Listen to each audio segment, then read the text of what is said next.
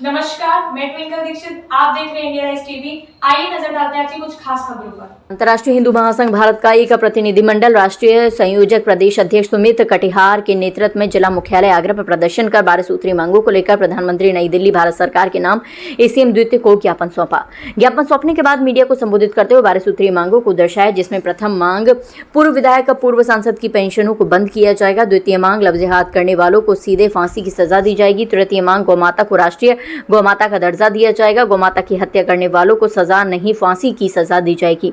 प्राचीन मंदिरों पर पुजारी पूजा अर्चना कर देवस्थलों की देखरेख कर उन्हें उनकी तनख्वाह मिलनी चाहिए। मदरसे मस्जिदों की मौलाओं को सरकार द्वारा तनख्वाह दी जा रही है, उस पर प्रतिबंध लगना चाहिए और हिंदू राष्ट्र घोषित होना चाहिए। सभी सनातनी कट्टरवादी हिंदू नेताओं ने 12 सूत्रीय मांगों में सामाजिक देश के उत्थान विकास को लेकर ज्ञापन सौंपने में अपनी सहभागिता निभाई। वहीं ज्ञापन सौंपने में प्रमुख रूप से राष्ट्रीय संयोजक प्रदेश अध्यक्ष सुमित कटिहार, प्रदेश मंत्री गोपाल सिंह चाहर, प्रदेश उपाध्यक्ष अर्जुन सिंह, प्रदेश मंत्री नितिन गोस्वामी, प्रदेश मंत्री विजय शर्मा, महानगर अध्यक्ष युवा हर्ष कटिहार, महानगर प्रभारी भारत, महानगर उपाध्यक्ष ब्रजमोहन, विमल प्रजापति, निखिल वाल्मीकि, दिनेश कुशवाहा, गौतम कुमार, गीता जैन, बबीता चौहान आदि सैकड़ों की संख्या में जिला मुख्यालय पर सभी मौजूद रहे। आगरा से संवाददाता करण सिंह, अनिल पचौरी की रिपोर्ट। आज हमने 12 सूत्रीय मांगों का एक ज्ञापन जिला अधिकारी महोदय के माध्यम से प्रधानमंत्री महोदय के नाम दिया है, जिसमें हमने पहली जो मांग की है वो ये की है कि एक तो ये पूर्व जनप्रतिनिधियों की पेंशन तत्काल प्रभाव से बंद होनी चाहिए। 1947 से लेकर के 2025 तक का अगर पैसा जोड़ दिया जाए तो भारत अमेरिका से आगे हो जाता।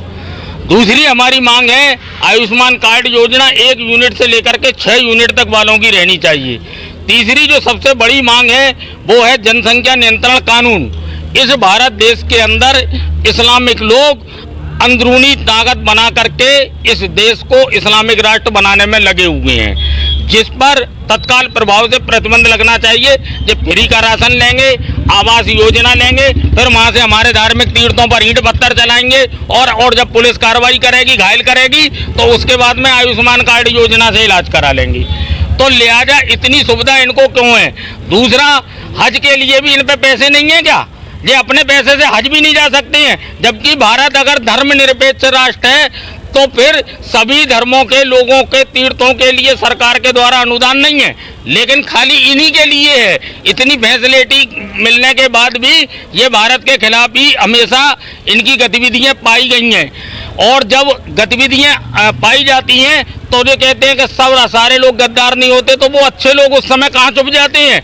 जितने भी आतंकवादी पकड़े गए देश के अंदर, बाहर से जो आए वो तो चलो मुसलमान हो सकते हैं, मुस्लिम हो सकते हैं, लेकिन देश के भी पकड़े गए ना।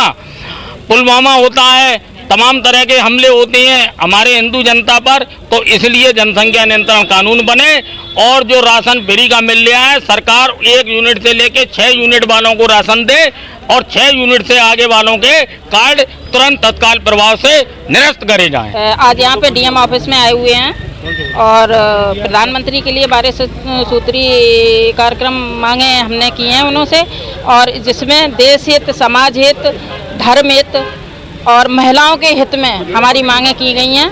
और आशा है कि प्रधानमंत्री तक हमारी बात पहुंचाई जाए और गंभीरता से इस विषय पर विचार किया जाए। हमारे देश के हित में यही होगा। जो ये सब सारी समस्याएं चल रही हैं उसी के चलते, सारे कार्यक्रम उसी के चलते ही है। और जब तक हमारी मांगें मानी नहीं जाएंगी, हम जगह जगह ऐसे मांगें अपनी बार बार उठाते रहेंगे और प्रधानमंत्री जी को हमारी मांगों पर विचार करना ही होगा।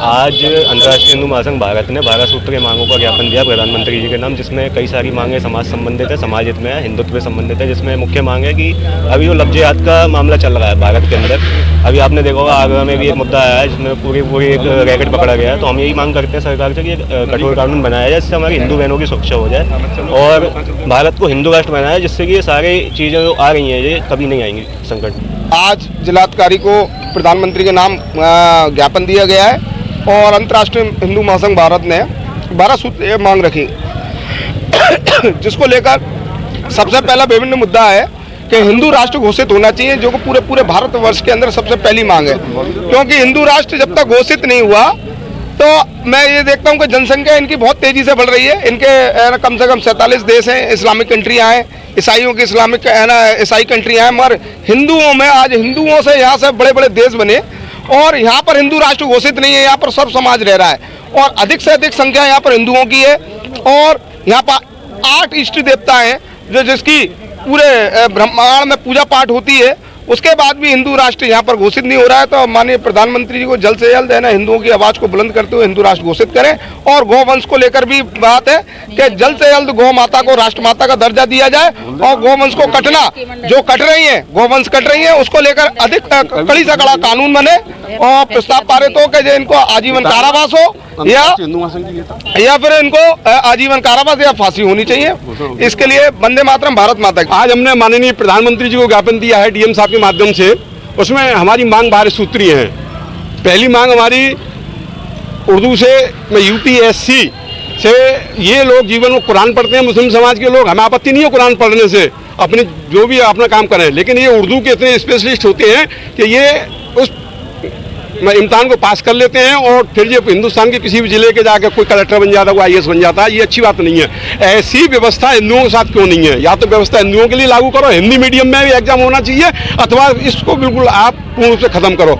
लफ्ज याद है, धर्मांतरण है और स्कूलों का जो मामला प्राइवेट सेक्टरों का मामला चल रहा है वो मामला है। ऐसे बहुत सारे सामाजिक हमारे इस तरह के मसले हैं कि इन सारे मसलों में माननीय प्रधानमंत्री जी इस पर हम अंतर्राष्ट्रीय हिंदू महासंघ का जो हम लोगों का ज्ञापन है उसको आप संज्ञान में लें और 1 महीने में एक हमारी समस्या का समाधान करें, अथवा अंतर्राष्ट्रीय हिंदू महासंघ आंदोलन करने को बाध्य होगा। आज उत्तर प्रदेश के माननीय योगी जी आए हुए हैं, जो हमारे उत्तर प्रदेश के हेड हैं, मुखिया हैं। हम उनको ज्ञापन देना चाहते थे, लेकिन प्रशासन ने कहा नहीं ऐसा मत करो, हम हमेशा आपके सहयोग के लिए रहते हैं। तो हमने प्रशासन का सम्मान करते हुए आज अपना ज्ञापन यहाँ जो दिया है और अब हमारी मांग है और हम इसी तरीके से सामाजिक कार्यक्रम करेंगे और हमारी मांगें नहीं मानेंगी तो हम आगरा शहर नहीं पूरे उत्तर प्रदेश के अंदर इस तरह का कार्यक्रम चलाएंगे, श्रृंखलाबद्ध कार्यक्रम चलाएंगे। लेकिन यूपीएससी उर्दू से जो लोग मतलब परीक्षा को एकदम मतलब क्वालिफाई करते हैं, उसके बाद वो डीएम बन जाते हैं, SSP बन जाते हैं, IPS बन जाते हैं, IPS बन जाते हैं और ये देश की एकता अखंडता के लिए बहुत बड़ा खतरा। हमने देखा है कि जम्मू कश्मीर के तमाम लोग थे अधिकारी, ये IAS कैडर के, उन्होंने इस्लाम के लिए अपनी अच्छी नौकरियां छोड़ दी। ऐसे कई हमारे नॉलेज में कलेक्टर हैं, तो ये कभी भी देश के संविधान के संग में धोखा कर सकते हैं। नमस्कार, भारत माता की जय, वंदे मातरम। आगे ताजा खबरों से जुड़े रहने के लिए हमारे चैनल को सब्सक्राइब, लाइक, बेल आइकन दबाना ना भूलें। धन्यवाद।